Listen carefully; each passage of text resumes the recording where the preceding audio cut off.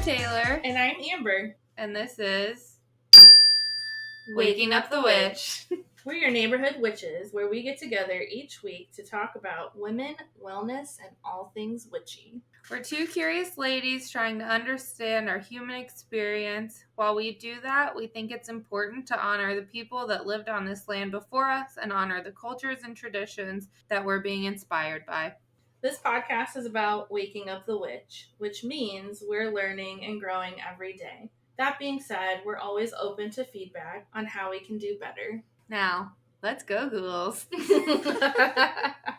So, with each episode, we really think it's important to set intention or create a blessing. So, just want to open up this space with that being said. So, if you're driving, pull over. JK, don't really. Keep listening. And just accept this blessing that we are going to start this podcast with. So, go ahead and take a deep inhale in through your nose. And release through your mouth. And let's take one more, holding at the top.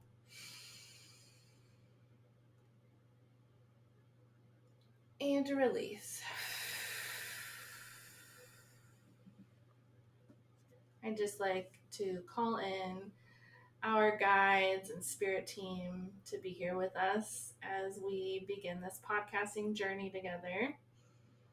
Help us to stay true to our hearts and souls and our purpose as we connect with others in our community, creating this beautiful witchy collective together, helping us to learn and grow and staying humble while inspiring others to also be more connected with themselves and with the earth and with their own special magic. Thank you for this opportunity and inspiration to be here together, helping us find one another to start this beautiful project. We're so excited. Thank you for being with us. Help us to speak eloquently while staying open to receive feedback so that we can grow and do better each and every day. Thank you, thank you, thank you. Thank you. All right. So we also would love to do an energy reading each week as we land, just to kind of like get the juices flowing. So I'm going to pull us a card today. We have the Mystic Rebel Oracle deck. The back of the deck says, the Mystic Rebel Oracle deck is intended to help the conscious creator and wild woman of this world tap more deeply into their intuitive gifts. Intuition. I didn't Be warned, though, these ain't yo mama's angel cards. This deck is for those next-gen mystics with a rebel soul who are ready to unleash their inner enchantress. So while she was reading the description of the deck, our card already flipped out. Today we have the transformation card. So beautiful. We'll post it on our social media. You can follow us on Instagram and TikTok at Waking Up the Witch to find that. This card is so perfect. We literally, Taylar and I, are getting out of our comfort zones and completely transforming, learning to connect with our inner witch and helping others do the same. So I think that's a perfect card to start off this podcast. Let this podcast transform you. We're literally breaking out of our cocoon. We've been like stewing in the cocoon for a long time, and now we're just like, I'm uncomfortable in here and I'm done and I'm ready to be the butterfly. So here we go. Let's fucking bloom. Let's grow. Let's learn. And let's transform to our highest self. Beautiful. Thank you, cards. I think we should talk about why witchcraft. Like, why witch? Witchiness. Okay, so somebody kept saying to me the other day, like, well, being a witch is just a trend right now. And I'm like... Okay, maybe, but I think it's because there's a conscious awakening of everyone that people are feeling more called to reflect within themselves and connect with something higher. So, like, cool, maybe it's trendy. I think it's a tight trend. I think we should, if there's a trend of growth, like, that can't be negative. I'm hopping on that train. Yeah, let's go. I also think it's like, the term witch has always been so taboo or scary. Yeah, let's and like take back the power. Yeah, we've never really been able to talk openly about being witchy or having these curiosities. Oh, that gave me chills. This is kind of like a revolutionary thing. Like, and now that maybe our ancestors never had the opportunity to like openly have. We live in a world now where we have the internet, we have social media, we have podcasts. We all are given this voice, and we're being given this opportunity to use ours and talk about things that we're passionate about. And here on Waking Up the Witch, we're passionate about growth and healing and transformation. And so, yeah, you know, maybe it is a trend, but I think it's because we're all being able to be accepted now. There's also a man that said that. So. Oh, God. Suck your own dick. Get that shit out of here.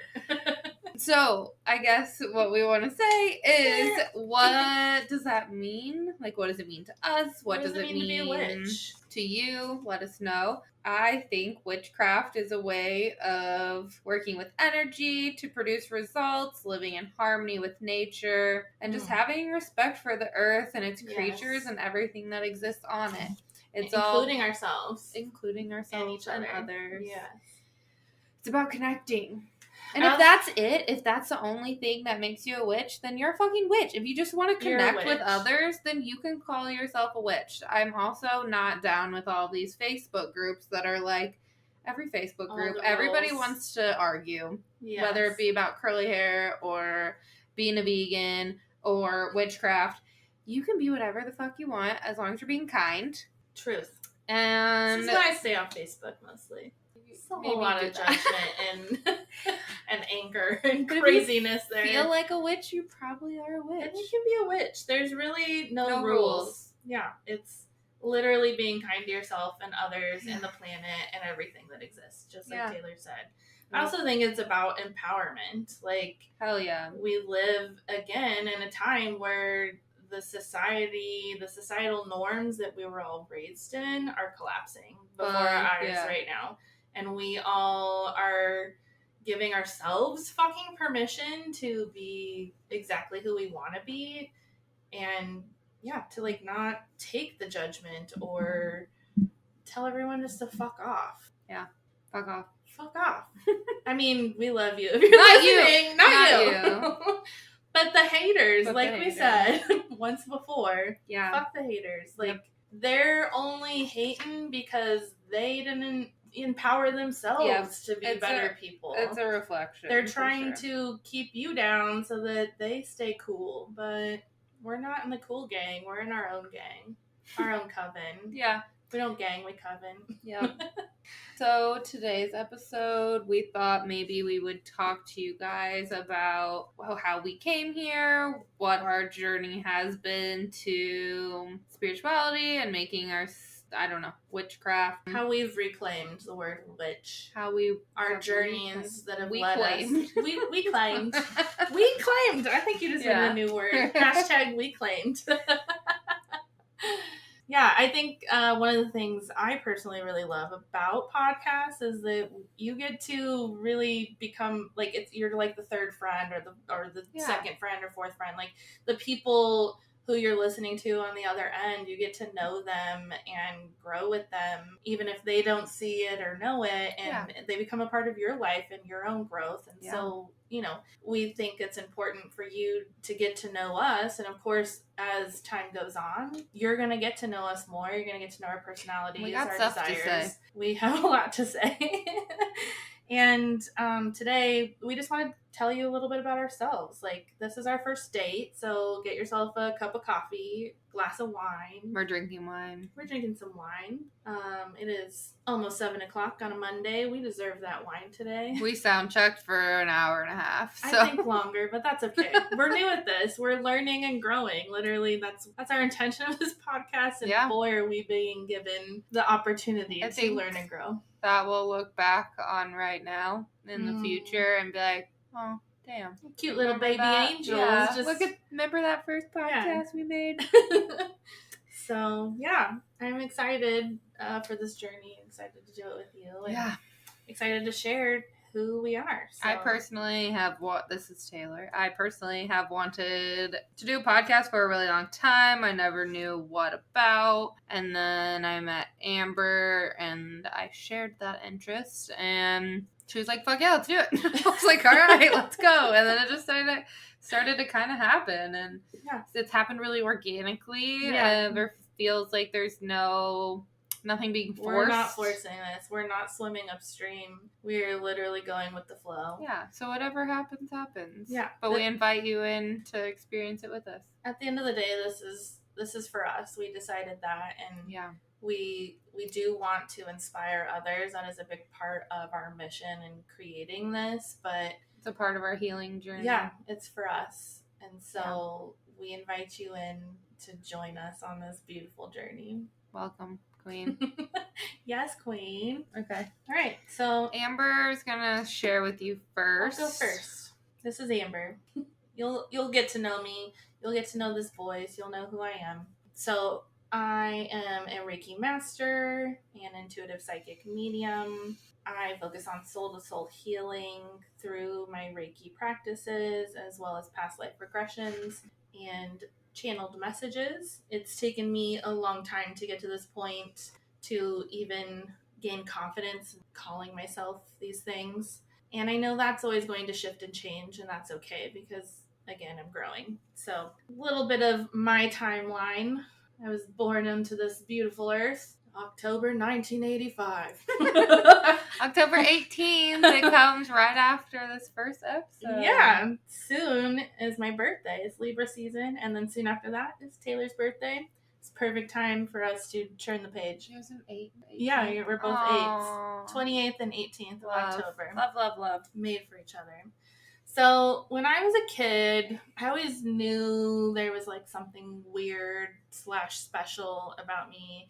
That sounds really weird to say. I think everyone's special. I'm not I'm unique. We're all unique. That's what I mean. But something a little different that wasn't like normal in society. You know, my mom noticed when I was younger that I could see auras. I remember telling her like I could see something like floating around and she was a little more open-minded back then. I'll get to that. And she really helped me learn that what I was seeing was people's auric fields. This is the extension of your body, your energy that exists outside of you. And it can have many colors or change colors based upon how you're feeling or what's going on in your world. But I could pick up on people's energies, and she really helped me see that at a young age. I could feel what people were feeling too. I remember driving past car accidents and like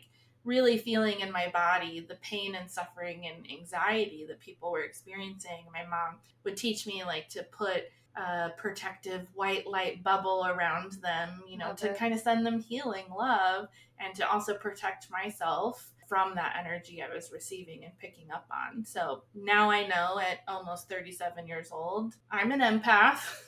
It's painful, and apparently it's a gift. So I'm learning that. Yeah. I also had past life memories when I was very young. I used to describe them as dreams. That's what they felt like. And one in particular, not until I was in like 6th grade, a cousin of mine was explaining a past life memory he had and realizing it was the same exact story I once told his mother like 10 years prior. Maybe not 10. I guess I was stop having past life memories. I only really remember one vivid memory. Like, I'm sure there were more, when I was a kid, but only one that's really like been strong to me. And I have these birthmarks too on both sides of my ears that my aunt used to tell me that was the sign of a princess, from like, I don't know, some foreign family. It was like princess markings. I thought I was like weird and unique, and then when I think I was in middle school, I saw another girl with them, and I was like, "Ooh, Let me see. you're a princess too." This one's more prominent on the outside, just like it almost looks like a little mole, kind of. This one's not as big, but you could see them more when I was younger. They offered to cut them off when I was a kid. My mom's like, "No, that's a part of her." That is a part of you. So yeah, past life memories at a very young age. I remember too, like kindergarten. It was Christmas Eve. I swear to God, I saw Santa Claus putting presents underneath my tree. Okay, I did too, but my grandma hired a man every year of my childhood to be Santa. So no, it was I saw like him, but it was usually my dad. He'd be like, "I gotta go get some smokes at the gas station." And then he'd come back, smell like, I'm like, why does Santa smell like cigarettes and sound like my dad? And everybody's like, shut up. That's so funny. So, maybe yours was It's very different. It's so different. I remember telling my mom, and she was just like mind blown by it, because literally, and not like you're a kid and I'm playing along, but like, holy shit, my daughter's seeing ghosts in the house. I saw the spirit of Saint Nick.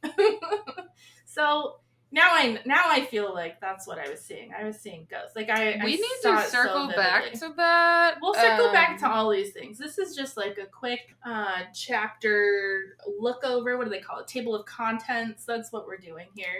All of these stories go in far more depth for sure.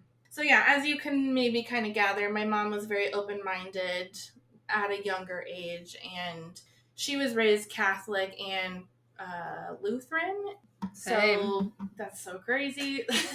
So these very Christian-based religions, and I think she had me 2 weeks before being 18, so she was a young mom, and I think was really looking to find her purpose, her sense, her calling, her higher power, and really kind of hopped around and started exploring. Were you the firstborn? I was the firstborn, yes. And she eventually, I don't know, I was probably in like 3rd grade. Was your mom an older mom or a younger mom?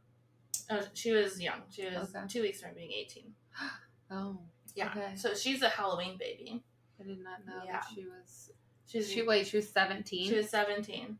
So I was born on the 18th, and then her birthday is the 31st. So she was almost 18. Okay. I think that changes my... I think that's an important part of this story that I did not know before. Yeah. She was young. She was just trying to figure her shit out. Yeah. Trying to like grow up, but then she also had this baby. Yeah, well, she was a kid. So so she was hopping around, and I think I was about 10 years old or so, and then she found some witchy friends, and they practiced Wicca, which is like a witchy religion. I guess it's technically a religion. It's technically a religion. We'll probably talk a little bit more about different types of witchy things, but so we'll get there. But yeah, so she decided that she wanted to explore Wicca a little bit more. And I remember she'd have friends come over, and she was reading them tarot, and all the kids had to like go in the room. We couldn't really be a part of it. It was kind of mysterious, and always offering up this advice for the friends. I remember this one friend, I can't remember her name, started with a C, but she always had male problems, like not like US male, but like the wiener kind of male. Always had them boy problems, them fuck boys in and out of her life, and my mom was always doing these extensive because they were like 22 years old. Yeah, they were young and learning and growing. There's always fuck boys around when you're 22 years old. So that was like part of my childhood. I remember she would have like another friend, her name's Shelly. We might try to get her on here sometime. I still kind of have contact with her, but they used to go pretty intense in their rituals. Like every full moon they would get together, and they'd set up this table outside and get real witchy. And I just always was like, that is so fucking cool. What are they doing? I want to be a part of it. We used to go camping with them a lot, and just very like grounded in the earth, and everything just felt so magical. And like, I don't know, like playing with fairies, creating fairy gardens, like all these little things we used to do that were just so whimsical, and I loved it. Which is also like when you're a kid, everything feels so magical. Totally. And to like have that welcomed and invited into life and not like be questioned. Totally. But I think another really serious part of that is your mom was younger, and so Yeah. she was still very she was open. influenced and open and all of those things. Yeah. I mean, I remember still being like 18, 19, 20 and seeing the world through a much less cynical, totally. more, whimsical. Open-minded yeah, and definitely. like ready for life and whatever it has Yeah. to offer. Totally. Another big part of my childhood, she read a lot of books by Mary Summer Rain. Who's that?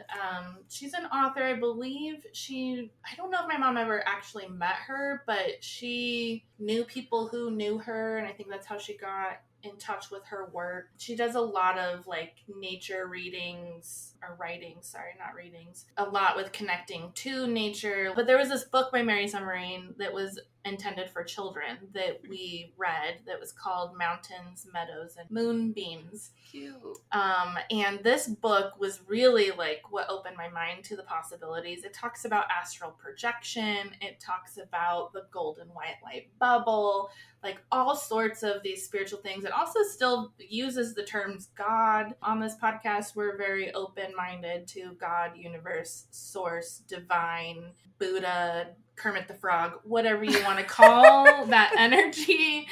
It's all the same to us here. But in this book, I was reading it to my nieces and nephews. We're never going to be talking about the Christian Catholic God. Yes. If that is what you align with, sure. That ain't our daddy. That's true. I've been very connected to the term universe, like, same, my whole life, I feel. But it all means the same to us. No judgment. Connect with what you will. So yeah, this book definitely talks a lot about God being... Oh yeah, pour that wine. Me too, sis. Pour a little for our guests too. Glug, glug, glug. Glug, glug. Cheers.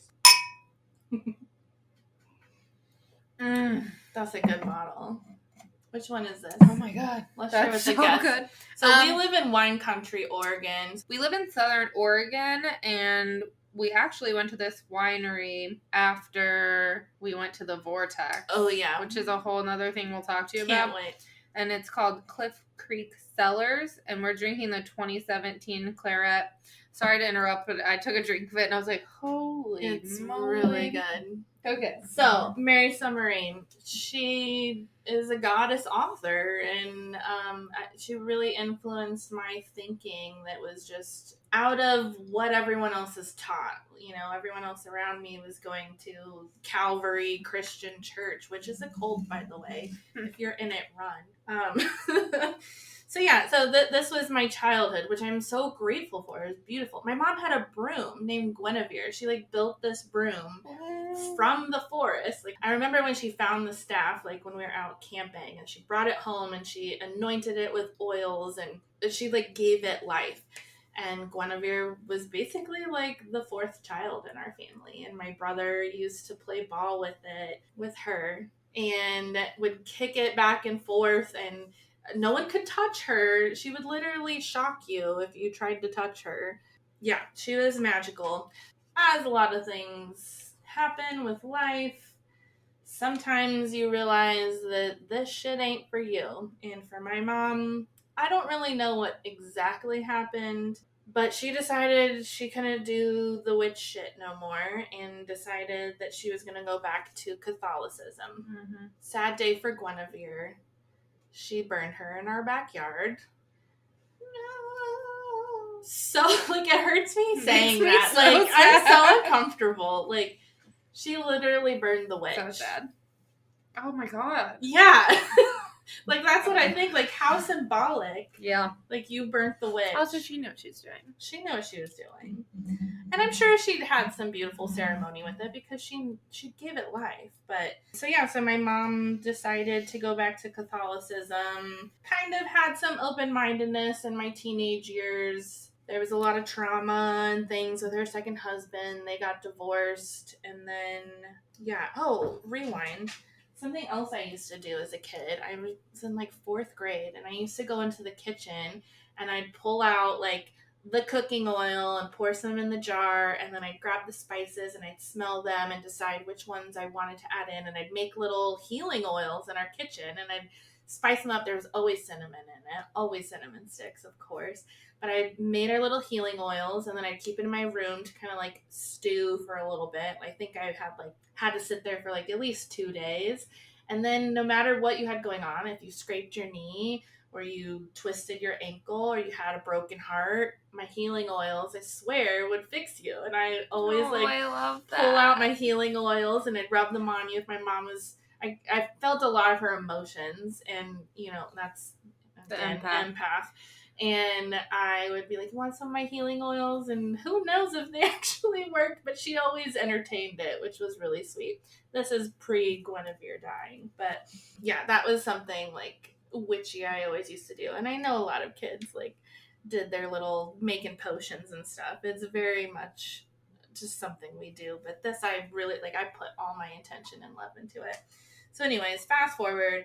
She got divorced from the second husband. Thank goddess. Peace, douche. Bye. And in high school, I met this friend, Kate, and we became instant besties. And of course, watched Practical Magic all the time and The Craft and all those things. And we got curious. And, my mom used to be a witch, so I had some, knowledge of, this could be a real thing that we do. And I think end of junior year of high school, we started to get a little curious. My mom was fresh out of her divorce, and so I felt like I could talk to her about it, and she was kind of open-minded.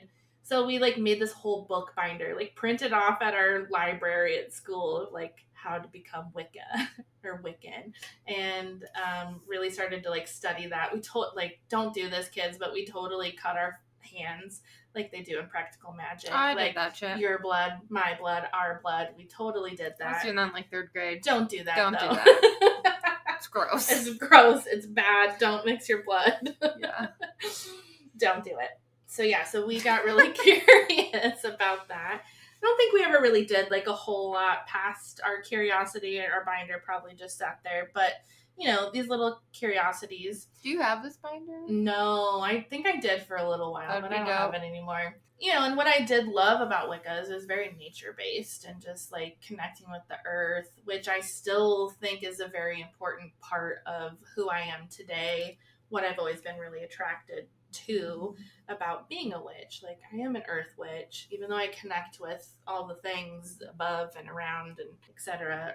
Being grounded in the earth is still so important to me. And then fast forward is probably 25, 26 or so, had just gotten out of my first big breakup with a boyfriend and became friends with this woman who was a couple, maybe 2 or 3 years older than me, and she was pretty witchy and used to have, do her own little moon rituals and stuff. And we used to get together. I bought my first deck, my first oracle deck. It was an animal deck. I was really into animal messages at the time.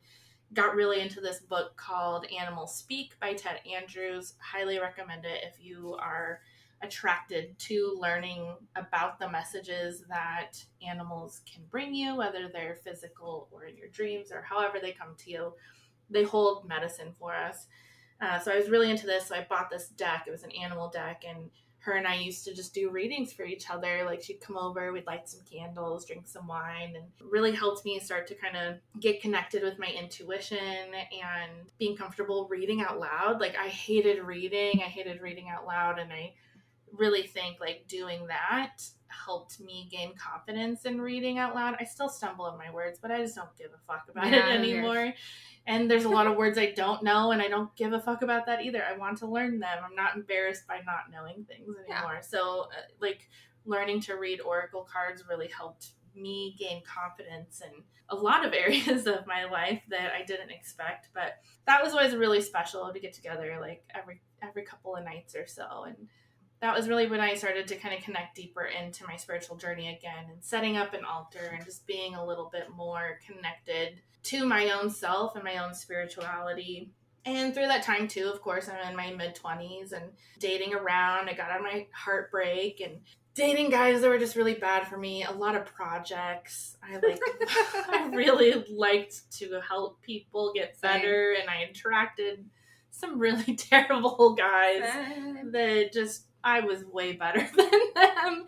And I see that now in retrospect. But hey, girl was lonely. Also, that's a different part of your healing journey. Totally. That was a big part. No judgment to old past me. She had to go through that. But with that being said, I did have a friend who sat me down and was like, okay, girl, we got to talk about the guys you're bringing in. And we need to write out a list of the type of guy that you desire, which she's not a witch at all. Not even today, never was, but just... She probably was like, we need pros and cons because you're literally... Stop bringing these unhinged douchebags around. Yeah. And so we wrote out this list of qualities that were like musts in a man and who I wanted to attract. And not at the time, I didn't realize, but I was completely manifesting my now husband. I have discovered that list kind of recently, and looking back on it, Mark, my husband, checks off almost every single box. There's like one thing, so he's a big stoner, and one of the things I wrote on there was like, can't be a big stoner, or if he is, has to at least be a productive stoner. So he's in the productive stoner category. I dated a lot of guys who just smoked a lot of weed and took advantage of me having a house and like sat around and did nothing. So sounds that like was Denver where that came from. This was in Arizona too, yeah.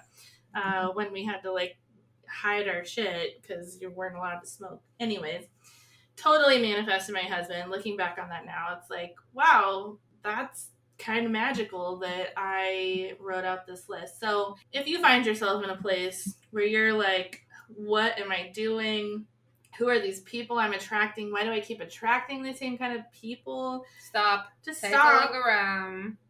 First of all, learn to love yourself, because I think I wasn't loving myself enough, and that's part of it. But write yourself a list. Like, who do you want to spend your life with? Who do you want to spend time with? Even if you're not interested in a romantic relationship, what kind of people do you want to surround yourself with? Whether that be friends or anything else, business partners. You like, want people it doesn't matching your energy. Have in your to be field. Romantic. Totally. But just a little witch trick. You can manifest whatever you want. Just get intentional, sit down, write it out, and at the end of the day, love yourself, because that's how you get what you want. And feel that list. Feel those feelings. Like, get emotional about it. Yes, if you don't feel it, it's not going to happen. Totally. So when I just turned 28, I met the love of my life, Mr. Mark. Mr. Mark. Also, crazy story. I think I'll tell it another time, because this is already going over. But we'll get back to that. So anyways, fell in love, got real serious, moved in right away. And side note, Kate and I, my high school friend, she lived in another state, and eventually down the road, after Mark and I got married, she wanted to move to be closer to us. So we moved her into our house so she could kind of get on her feet in this new state. And as time went on, eventually, about 9 months later or so, we went through a big breakup. And this was kind of like a big turning point for me. I was completely heartbroken. You and Kate, or you and Mark? Me and Kate. Yeah. So we had a really, really hard breakup, which led me to kind of like this spiritual awakening. And through that, I found Reiki, which Reiki helped me return back to like loving myself. Like, my Reiki teacher, I think I might have said this in our trailer, but she told me, like, she gave me permission to still love her, that it was okay that I loved her, but that it was important for me to love myself more. And this was a big game changer, along with the entire energy work of it all, that like I woke up the next day and was like, I need to learn Reiki. And that like just threw me into such a beautiful place, and like reconnecting back into myself and my power. I really feel like I reclaimed this part of my soul that I'd given to her. It's a pretty intense practice. I felt cracked wide open, and it wasn't something that I was expecting at all. Yeah, it was really powerful. I had no idea really what I was getting into, other than the fact that it was some sort of energy work, and I knew that and you're grasping for straws when you're in the traumatic place. You're like, I'm hurting. I'll do anything to feel better. I don't know if this spiritual stuff is real, but I'm fucking sad, and so I'm gonna try this, and this. And I think that what you went through is what brings a lot of people to the side of spirituality where we are, is like, you're traumatized. Pain. Your pain really is your journey. It is your healing, and it's how you help other people. Your last grasp at, like, salvation, I guess. I literally was just, like, being a zombie in my life, I felt like, and was just waiting for her to, like, come back, and it never happened. And now, in retrospect, 4 or 5 years later, however long it's been, thank you. Yeah. If you're listening, if you find this somehow, I still love you, because you're a big part of who I am today and how I got here. But thank you for ghosting me. Yep. Because it's important. I literally got to become the person I'd always wanted to be and was meant to be, and you were holding me back. So, love you, and I hope that you're doing well. But holy fuck, my life has been so much better, and I have made friends with people that I probably would have never been able to make friends with. I've grown spiritually in ways that I would have not been comfortable to do. So, finding Reiki, it really helped me to, like, learn to trust my own intuition. It helped me get connected with my clairs. We'll have an episode on that. We'll talk more about that. But just really learning that my empathness, honestly, so I feel like a lot of people that are listening to that have no idea what that sentence just kind of meant. There are 5 it's clairs. Well, there's more than that, but 5 main the clairs. Basics. So most people are familiar with the phrase clairvoyant. There's a lot off of your different senses. So when she said clairs, it's like clairvoyant, clairsentient, whatever. Clairaudient. So I just wanted to clarify. Yes, clair that girl. It's how you receive information. Yeah. And we will touch on that. We will totally go into that. But that's this was my first introduction to what clairs were. Was through Reiki. And so I jumped in and was like, I'm becoming certified. I'm doing this, and I want to help people in this way. And it's been a complete game changer for me. So through that too, through my healing and through finding Reiki, I also started doing, like, moon rituals with one of my besties, Joey. Hey, Joey. Hey, Joey. You guys will hear from him soon one day, I'm sure. He's a magical unicorn. Love him already. Love him. But we just, we'd get together, like, every new moon, full moon, sit down, release, and call in, and just really started to gain a little bit more connection to myself. And really, it's like, it's self-care. It's showing up for yourself and connecting with yourself and calling in what you desire and getting rid of the shit you don't need anymore. And hell yeah. Yeah. So that was basically my journey. And now I'm in Oregon, and that's a whole nother manifestation. How did you realize that you were, like, a channel, psychic medium, all that stuff? Because you never really talked about that. I mean, that I'm still getting comfortable with, honestly.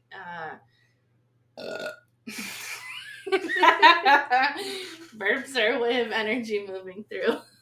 We're leaving that. Okay. Just releasing things, that's all. Tell your partner that when you got the farts. It's just the energy, my spiritual energy's built up. Just releasing energy. So connecting and discovering that I could channel. I am a channel. So I met this beautiful soul, Julia. She's a future guest, the very near future. I met her through Joey, and she went on her own little spiritual journey you'll hear about, and claimed her gifts as a psychic medium. She started offering a one-on-one mentorship to connecting with your own psychic abilities. Something that I learned through Reiki I had, but I just wasn't fully trusting. And I'm a learner. Like, I want to learn things, and I feel like it's hard for me to say this is what I am without training, which is really dumb. If you're like that, I get you. I hear you. I see you. But you don't need someone to tell you what you are either. Although it does really, really help to It's have validating. guidance and Yeah. and to have someone to validate you, especially, is really important when it comes to this. And so she wrote up this beautiful little post of like, I feel 3 people in my energy, and here are the different things that I feel about these people that I'm meant to work with. And the first person that she wrote about, I was like, this is me. This is me. And I kept getting that. I kept getting my chills, which you'll hear we call full body nipple chills around here. Mm-hmm. My chills are my yes. This same. is my confirmation from the universe, from my higher self, saying this is what you're supposed to do. Yep. And I was getting all these chills reading this. And so I messaged her and I was like, this is me. I'm one of these people. And so we had kind of like a, what do they call them? Like a curiosity call or something like that, where we got together and she was like, this is what it's about. This is what we'll do. This is how much it is. Do you want in? And I was like, yes. Like, I didn't even hesitate. So I signed up for that while in the midst of like, we're packing up our house, selling our house, getting ready to move to Oregon. I'm getting laid off from my job, and everything is just like divinely pointing me to where I am. So this has only been like a year of you. Yeah, like almost a year and a half of starting to work with her. You're so intensely powerful at that. I thought you'd been doing that for like 10 years. Thank you. Well, I feel like I really do believe, like, now that I'm connecting into it, like, it's been my whole life. It's been lifetimes of this. And it's just a matter of, like, waking up the witch. Literally. Like, good morning. That's what I've been doing my whole life. And won't ever stop. I'll keep learning. I'll keep waking up and adding new things to my...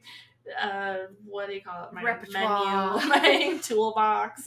That's why this podcast is so important. I literally thought you'd been doing that for so much longer. And I mean, Reiki, I got my first certification almost 5 years ago, so that's something I've been working towards. But I don't even really feel like I was fully stepping into that power. But this is until working with Julia. Yeah, this is all documentation. This is like from now on, you have on record of like where you started for the next, like, who knows, couple years, 10. Wait, what if we do this for 10 years? Like, this was your beginning, and like, holy shit, this is just the beginning. Yeah, and even full body nipple chill. Yes.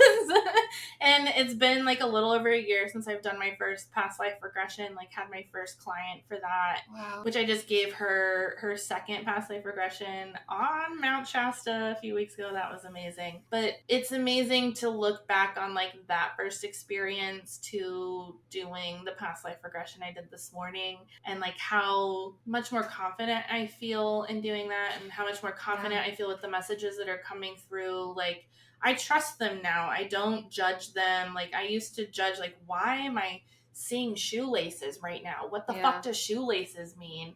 And oh man, I get all kinds of weird stuff. I'm like, you're just weird. They mean things. Like, we're humans, so of course we judge these thoughts that are coming through, but everyone has these abilities. We're just taught to forget them at a very young age. Most of us are. It's so weird. When I did the 3-hour Thai massage, I didn't talk to her the whole time, which, like, I really like her. I was just like so just like ready to feel it and be in my body, and like towards the end of it I was so tapped in. I was seeing like these, I don't know, like toys in the sand, like something rolling over. I couldn't really tell. And I was like, am I supposed to pay attention to this? I don't know what this is. And I mean, still don't really know what that was. But and sometimes you won't ever know, and that's okay. Like, did it have to do with her? Did it have to do with me? I don't know. This is why it's important. I think my Reiki instructor taught me this, to like just trust what's coming through and just say it. Like, don't judge yourself for it, because you never know. Yeah, like what if I said that to her? She would have been like, whoa. Yeah, that could have,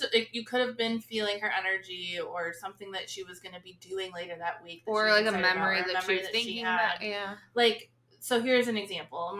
During one of my Reiki trainings, we were practicing on each other, which is really cool. I highly recommend doing in person with a group if you can. It's life-changing. But we were feeling the energies, and I was working with another woman who was also learning on this one guy, and all of a sudden my left shoulder started hurting, and I started moving it around like this. For listeners, I'm like moving my shoulder around. I can kind of hear it. My ears are jingling, or what are these called? Earrings. And she looks at me and she's like, does your shoulder hurt? And I was like, yeah, just all of a sudden it hurts. She's like, mine too. And we both just like shook it off because holy fuck, that's weird. We're both feeling this right now. Okay, noted. So afterwards, the man we were working on, his daughter was also in our class, and she later was like, wait, you girls felt something in your shoulder? My dad has had this like torn something in his left shoulder and he's about to have surgery on it or whatever. And it was like, holy fucking shit. Like, we both just felt this pain in our shoulder, and it was connected to the man we were working on. And this was before I trusted anything in myself and what I was doing. And it was complete validation of like, okay, this is how you receive, this is one way that you receive messages. One of my clairs, this is clairsentience. It's a way of feeling. So feeling this in my body, it was just like crazy confirmation. Like, this is real, and what I'm doing is real. That's also really important because I feel like, good, be skeptical. Like, please do. Like, that's why. But be open. But like, there's some stuff that you just, like, it's so clear and obvious, and like you can't deny it. So it's like, totally, like, ask for those confirmations. Yeah, go out into life and be skeptical. Definitely. But ask for proof. Yeah. Because it will be given to you. If you are open, you will find the proof. Yep. And it's pretty magical. So we'll have a lot more on all these talks, but that's basically my story and how I got here, and I really want to hear about Taylor's story. I hope you do too. Okay. I know you do. Hi friends, my name's Taylar. I am an intuitive hairstylist. I specialize in curly hair cutting. That's a whole journey. I think all of that is important. First, to document where I'm at right now and like where that's going in my business. Things are changing. They're changing. The like intuitive part of that is becoming more of my brand and like what I'm doing. I love this for you. I'm so excited. If you're ever in Southern Oregon or wherever she may travel and live in the future, holy fuck, you're in for a treat. This allows me to connect with people all over, and that's how I met Amber. That's how I became friends. My little buddy. Super uncomfortable talking about myself, so I'm just gonna get started and jump. I like to talk. I like to connect with people, storytelling and all of that, but this is a new thing we're doing. We're talking into a microphone about ourselves. Yeah, and I'm sure some of my like talking about myself is all like stemmed to my childhood of being told like shut up. Yeah, of course. I'm sure a lot of us have that. People can relate. I grew up in Southern Illinois. Went to like Catholic kindergarten, super Catholic grandma. My parents are religious, but like my grandma has forced my dad to go to church, and my mom's like, yeah, I think that there's a God. And I'm like, okay. Might as well go to church just in case. No, my mom does.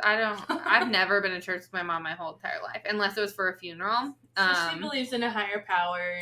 Yeah, but she's definitely not subscribing to. I'm sure anything. Like when she's got shit going on, she'll pray. Yeah. But I don't even know what kind of church she would go to. No Bible in the house? Maybe. I rolled some joints with the Bible paper, like 8 years ago. Like helping you to roll it? Or did you like smoke the Bible? I was like, I tried to smoke it, but I was too drunk. That sounds awful. So, there was a Bible somewhere in the house, but I don't think she used it. I did like the typical kid shit. Like you make potions in the bathtub, you play in the woods and call each other witches and all kinds of stuff like that. I did the, light as a feather, stiff as a board with my friends and like third Raise grade. Your hand if you played light as a feather, stiff as a board. Me too. Thanks to the craft where we all learned it. My cousin had, what's it called? A Ouija board? Yep. Which is, okay, my cousin had a Ouija board, which is super weird because her parents were hella Lutheran. And she'll never listen to this because she's like super square, probably very Lutheran herself. But I think it was like, I want to say they made like a Harry Potter version of it. Oh my gosh. Really? I could totally be making that up. I would not be surprised. I mean, it's witches and wizards and stuff. And, well, yeah, like 4th, 5th grade. Like, that's what about when it came out. Okay. It might not have been, but we would do that, and we would, like, put stuff in the dark. Oh, my God. Okay. When I was in middle school, we would turn off all the lights in the bathroom and do Bloody Mary. All of these, like, weird witchy kid things. Kids are just witchy. Yes, we are inherently witchy. I don't remember, like, being divinely connected in any way. I definitely went through a period of time where I believed in nothing. Mm-hmm. I mean, everyone around me was super religious, and I remember being like, that doesn't make any fucking sense. Like, I don't agree with that. When did you realize that? Like, what made you realize that? When my parents told me that Santa wasn't real, I automatically assumed that Jesus and God were also not real. I'm like, oh, so we're telling stories here. Like, fun. You guys have just lied to me my whole life. But I still believed in the Easter Bunny, which is the weirdest part. What is it about the Easter Bunny? I don't know. At least I've seen a bunny before. What about the Tooth Fairy? Nope, she's fake. I feel like that's very valid, though. Like, I can't believe I didn't question that when I realized Santa wasn't real. You're like, oh, so we're all fucking telling stories in this house. I like the way your brain works. I see how it is. I guess about, like, high school, started smoking weed, trigger warning for, like, young kids. Also, maybe if there's kids around, don't tell them I just said there's no Santa either. But, hide your kids. 18 and up here. I started, like, messing around with psychedelics and other drugs and stuff, and that, I don't think you should do that in high school. I think you should, like 25, 23 even. 25, maybe. Your frontal lobe is, like, done developing when you're, like, 25. Yeah. If you're 14 and listening to this, please just wait. Like, definitely do it. We want to encourage you to expand your mind and try new things, but just take care of yourself and make sure you are with a trusted friend. When you're older. Wait till you're 25. We're your aunties. We're here to talk. You can share your stories. We might cut this anyways. It is kind of important. I think it's important. So, while doing psychedelics, you have this ability to kind of see the world in, like, a completely different magical way. Like, you almost get this, like, childish childhood sense of magic back. And it's like, everything's sparkly, everything's connected, everything feels so big and intense. Nothing makes sense. And nothing makes sense. And it's just like, even if it's not like a super beautiful trip or things do feel confusing in the meantime, like while you're doing it, I think you come out of it with this like sense of clarity and oneness and connectedness. And I think for me that was a big part of knowing like there's something more, there's no way that this is it. Like, well, and there's all these like synchronicities that happen when you're high, like everything is on this loop and it all kind of like circles and you see these connections that you never saw, and it makes it so clear that there's something more.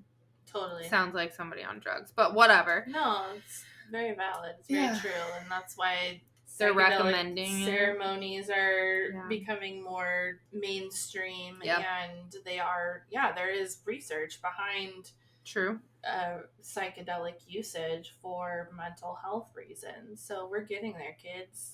You just wait. You do it with someone who can really help you in a magical way, because it's not always fun and dreamy. Yeah, I think like thinking back, I would probably recommend like waiting till you're about 25, maybe do it with a friend, but also have a trip sitter, and then like someone that makes sure you're safe in that situation. I also think doing it in a ceremony setting is really beautiful.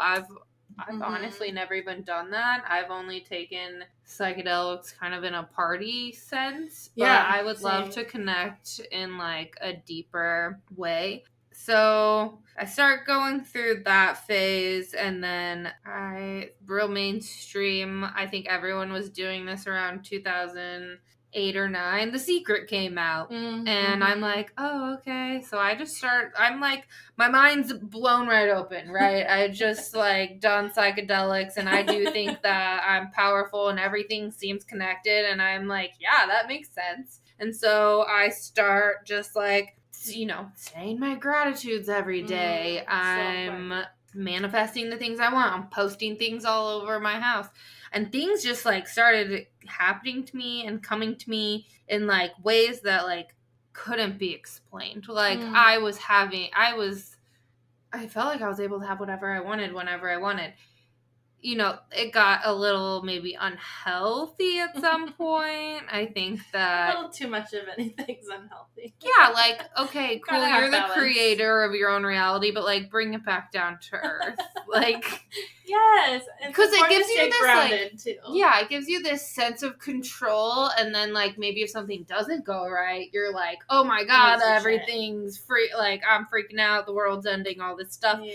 And also trying to control other people. Like it got to the I had my first traumatic relationship, and I'm like manifesting my little heart out, and he's being a fucking asshole, and I'm like, why can't I make him better? And it's like, because you don't have control over other people. Only have control over yourself. Yeah, and so I realized, like, oh, okay, like, yeah, you can manifest stuff, but also dickhead's gonna keep being an asshole, and like you can't change other people. It means you have to put yourself in alignment with your own higher self, and sometimes that means people are toxic for you. Well, that was for sure that person in my life. Sometimes it takes a little while to figure that out, though. So speaking of that person, we go through. I'm in a relationship with a narcissist, and I think that I kind of lost my spark for a little bit. I like didn't believe in. I still believed in things, but I just was so sad all the time. Like, kind of how you were saying after I don't want to say lost your friend, but like went through your breakup. Like, I just felt like I couldn't, well, even with him, I felt so emotionally drained all the time. Like, I had nothing left, but they say it takes like 7 times to get out of an abusive relationship, and it definitely took so many times. So when we broke up, was this a lot of back and forth, like break up, get back together? Yeah, he'd fucking break everything in the house, punch holes in the walls, and then I'm like, and then it's then it'll never happen again. Can't live without you. Yeah, and I'm like, oh my god, you're being nice to me. Cool, I love you. Yeah. And then finally, I had to like say, okay, this is not healthy for either one of us. Yeah. And then I also found out he was like using drugs and stuff, like pills behind my back. And don't do that, kids. Don't ever do that. That's not going to help you expand your mind. So then I kind of went on this self-exploration journey that was more so just like, oh, I'm free, I'm going to party, whatever. And I think I got kind of like lost and confused, and I had really, really, really fun, great years. And then I finally burnt out, and my bestie, Allison, love you, moved to Oregon and got pregnant, and I was like, well, I can't live without you, so I'm coming. I know, for real, I'll be there tomorrow. I'll see you soon. And I think there's something really special about Oregon, and I think that I was drawn here for a reason, whether it be my husband that I have now, or my career that I have now, or this podcast that I have with my little friend now. I just think that... And so many other reasons you don't even know yet. Yeah.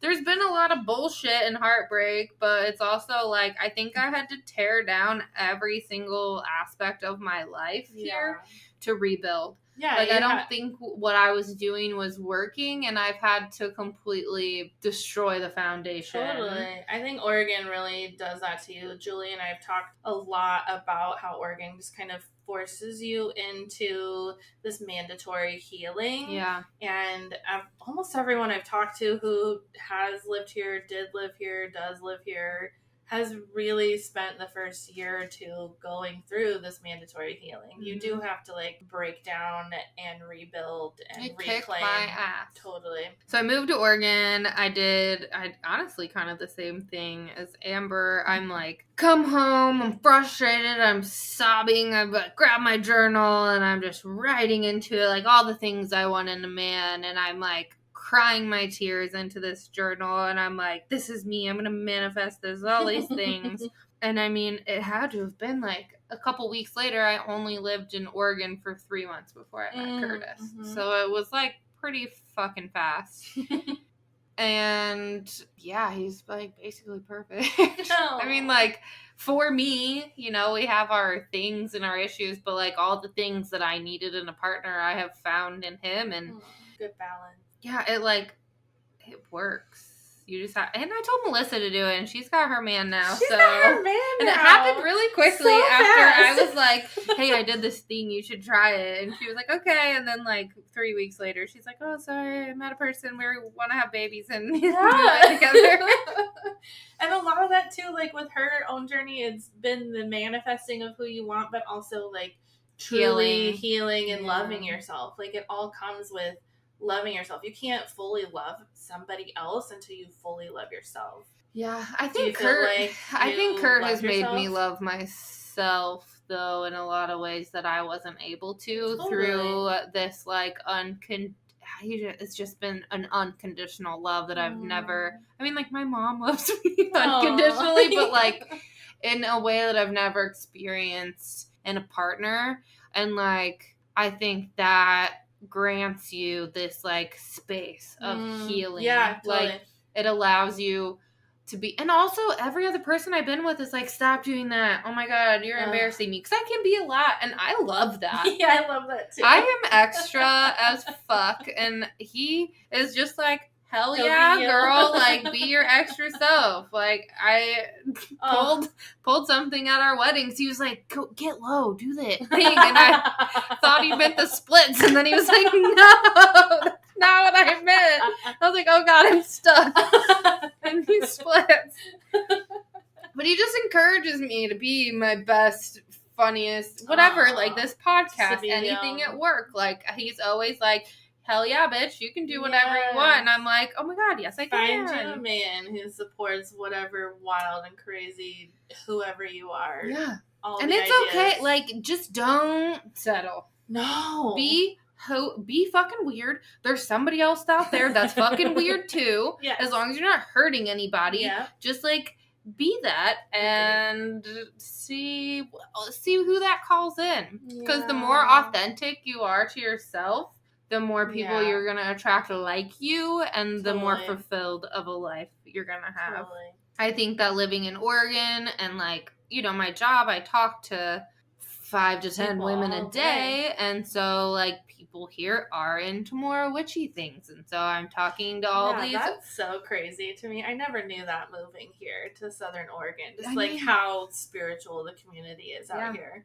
Like, there's a reason I was pulled here. And I think that the first, like, one of the first Witchy covens is, like, in Ashland. Well, we're going to have to fact check that. We're going to. But, yeah, I mean, like, even talking to Kurt, like, I would say that his mom and, like, his family, I was just about to say normal. They are not normal at all. But they're, like, more normal kind of people. They've always been, like, into, they don't even think of it as witchy things, but, like, I told his mom the other day I got these dowsing rods, and she was like, "Oh, when I was a kid, my grandma or my mom would take these 2 sticks to find water." Yes, and that's like how we would like dig out our well. That's a real and fucking stuff. thing. And really it's crazy. Like all of these like older practices that might not be normal now are just normal to this area, and I'm sure a lot of it comes from indigenous people and stuff like that. But yeah, I just talk to all these women all the time that are like so many herbalist clients and crystal sellers and energy workers and massage therapists, and then like holistic health things and like all of these things that like I've been interested in forever, but also things that I didn't even know I would be interested in, but like totally align with me.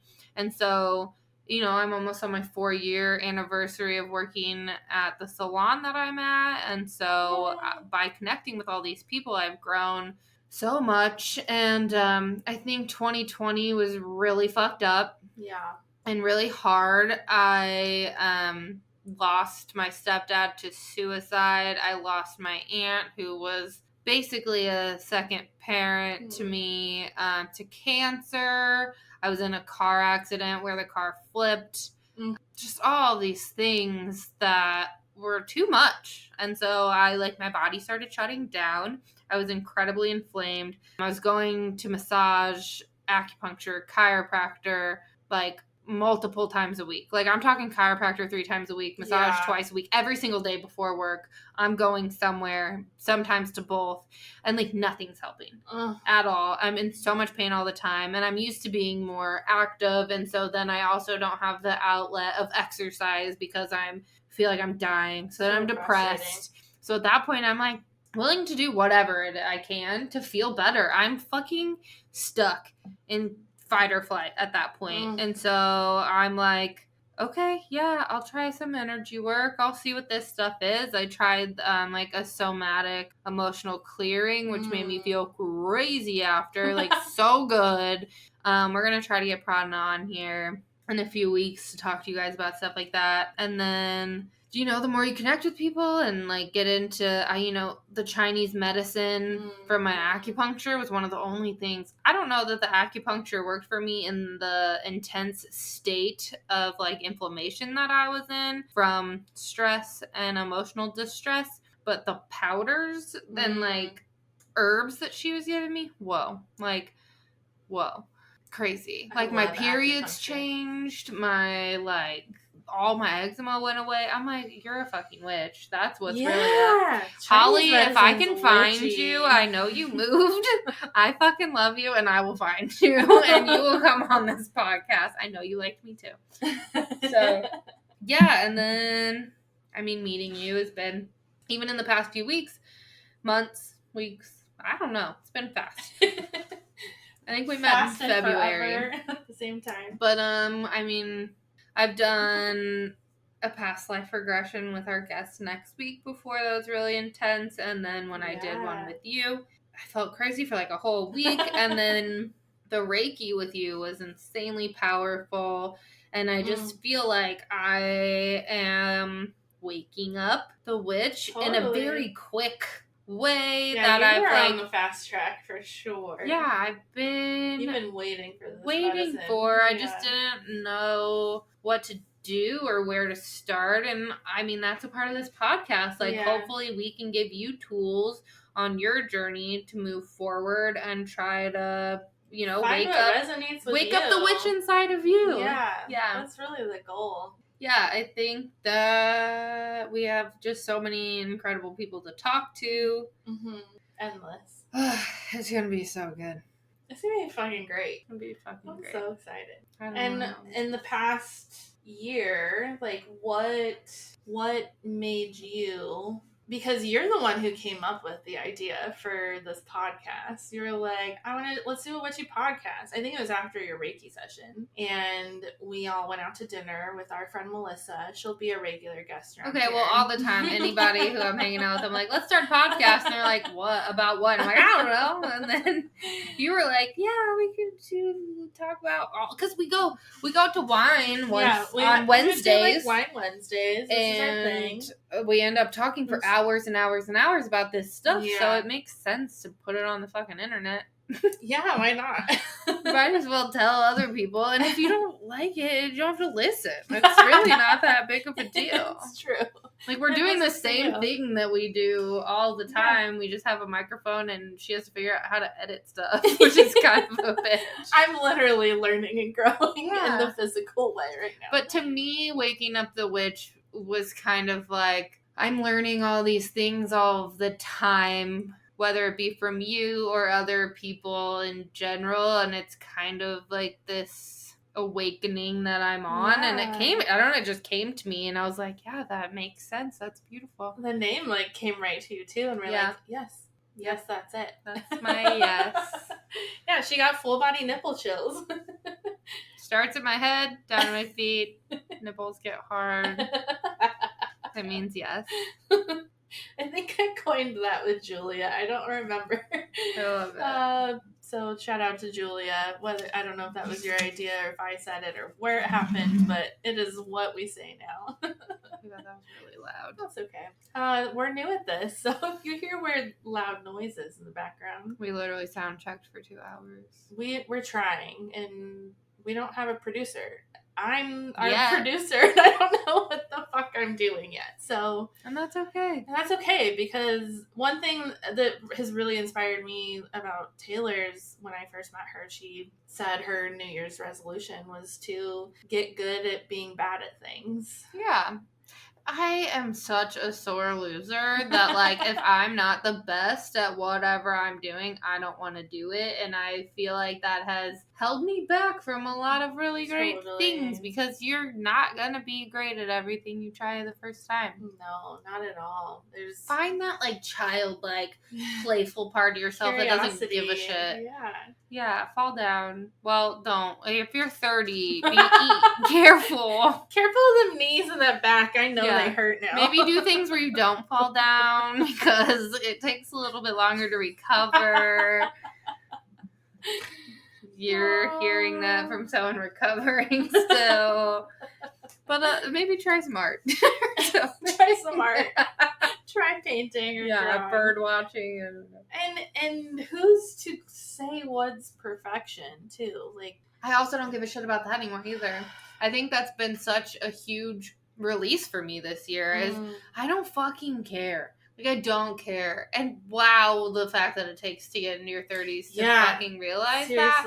But it's like, if you're in your 20s, just hold on. They say 30s are way better, and I promise you, I'm here to tell you, they are. They're way better. I like me. My husband likes me. My friends like me. That's kind of all that matters. Yeah. My clients love me. Like, we all keep coming back. Yeah. Part of it has to be my personality. If my personality was shit. That's true.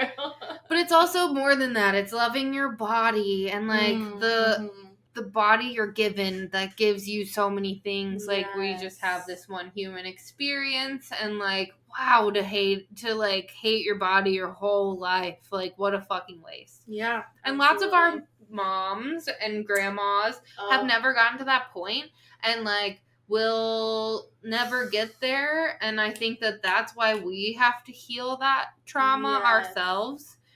I think as long as you're taking care of yourself and you're healthy, like, that's the most you can do. Whatever you look like in that space. You can't look at healthy from the outside completely. You can see some of that, but if you're looking at your Sports Illustrated and you think that's healthy, I guarantee most of those people aren't actually clinically healthy. I mean, the smallest body that I've ever been in personally myself was the most unhealthy I've ever been. Yeah. And so I think that health comes in all different shapes, sizes, and bodies. And knowing that that's okay. I think that's going to be a really healing part of this journey as well. And you'll see us go through all of that. And we were women born as women, so we have these hormonal cycles naturally too, and some both days, of those. And we're already synced up, by the way. But I think too, as a woman with these hormonal cycles, the way I feel in my body changes literally day to day. Yeah. Some days I feel really sexy and super hot, and then some days I see a picture of myself and I'm like, whoa, that's not me. And some days I feel really bloated and weird, and people are like, you look so hot today.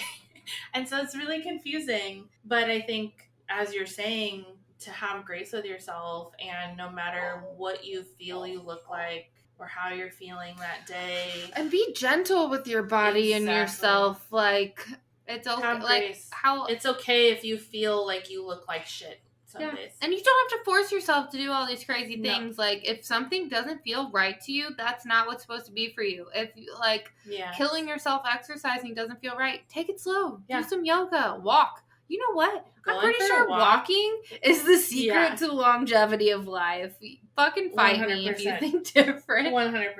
It's one of the most gentle forms of exercise you can do that actually has great impact on your life. Most people you read about and like look at that live forever are people that are just walking every day. And your mental health is just as important as your physical health. So I think that it's more important because if you're mentally not doing well, your body's not going to do well. Exactly. I have learned from living in that state of stress for so long, I can tell when my body's fucking stressed now. Mm-hmm. And learn to know your body. It's fucking crazy that I've spent almost 31 years having no clue about how my fucking body works. And like Same. Even just this last month, I've written down how I'm feeling every day, how much I slept, and just like my mood and cycle. Like if I'm on my period, how much blood. And it's just in 1 month, like I've learned so much about my body. And like, wow, holy shit, why did it take me so long? And some people will never, like my father, sorry to call out my dad, but like he'll never listen to this anyways. Has no clue what's going on in his body, mind, whatever. And like I know he's sad and like depressed, but it's like he has no connection with his own body. Yeah. And like it's so important to have your mind connected to your body because they are connected. It is connected. Yeah. And like maybe they used to think they weren't, but that's kind of a newer phenomenon in a way. Like maybe not like in the past year, but you know, it's still pretty fresh and new. And we'll have guests on here that specialize in that stuff. Totally. That's been a huge part of my healing journey, my spiritual journey, is connecting with my body. I literally spent the first 30 years of my life afraid of my body, afraid of what it was doing. The things were happening in my body that were never explained to me, that I just thought I was dying, and too afraid to get told that I was dying. So I didn't do anything about it. Wow. And it's pretty frightening to think that a lot, like people of my generation, which I'm technically a millennial, like growing up as a millennial and not having the knowledge of how to take care of myself in my 20s and not... It's because our parents did it. Yeah, well, it's... Not everybody's, but most. And that's a whole other frustrating thing. And that's the thing, is it's just been this, like, passed down thing. And I also we're all just doing the best that we can. Like, we're the first generation, though, that hasn't had to deal... Like, okay, I'm not saying that where we're at now isn't fuck shit bullshit. Like, the housing market, the COVID, all these things, but, like... Up until now, people died from war, famine, and like disease, which, I mean, COVID did just happen, so I'm not undermining that at all. But besides that, this is the first time that we've been allowed to like expand outside of like survival. Yeah. And so like we are in this place of awakening and being able to go deeper because we're not just surviving. Yeah, absolutely. And so it's tight. A huge blessing. Yeah. And so, like, let's take some of the criticism maybe away of our ancestors because they were just doing the best they could. Absolutely. Yeah. And now we have the freedom to go deeper. They're dealing with what was being given to them and the constraints that they lived within. And then a lot of them were young parents, too. So then their kids having kids just trying to survive and, like, make shit work. Yeah. And we are in our 30s, childless still. Yeah. And like we're doing the best that we can with what we have. Not saying we're perfect by any means. There's still room to grow and learn, which is, again, why we're here. But we're up for the challenge. We're willing to do the work. We're willing to heal ourselves, to grow and expand, to gain knowledge of our health, of our wellness, and the whole that we are in our body and our souls, and see how they all interact together to help us live the best possible life we can live today. And pass down to the people after this, if, you know, we don't die in 30 years. Sorry. And I mean, if that means influencing our own seeds that come into the world, or influencing others around us, just like, through this, maybe this podcast is our babies, and that we didn't know that, and maybe this is our baby. This is our that baby. We get this to is one influence. of our babies. We've had this baby, and now we're nurturing it together. It's the birth of Waking Up the Witch. Yes, I love it. And I think that's a great segue to kind of head us on out. Wrap it up? Yeah, let's wrap it up. How are we going to say goodbye? So thank you guys. Goodbye. Farewell to you, my friend. No. Oh, the kids in the box. Are you too old for that? Goodbye. Farewell. I have no idea what to you're talking you, about. My friend. Okay, I think you're singing older than Sound me. of Music. I'm fucking old as shit. We're gonna save that this in for sure. No. All right. This has been Waking Up the Witch. It's been so nice connecting with you tonight. Thank you for connecting with us and listening to our stories. Next week, we have a guest named Celeste, where we'll talk about past life regression, soul-to-soul healing, Akashic records, and stuff like that. You can find us on social media. At Waking Up the Witch. On TikTok and Instagram. If you'd like to email us our corrections, your questions, or your witchy stories, you can email us at wakingupthewitch@gmail.com. We're so excited to connect with you and hear from you. Thank you guys again so much. Good night, witches. Love you. Drink some water. Put water by your bed.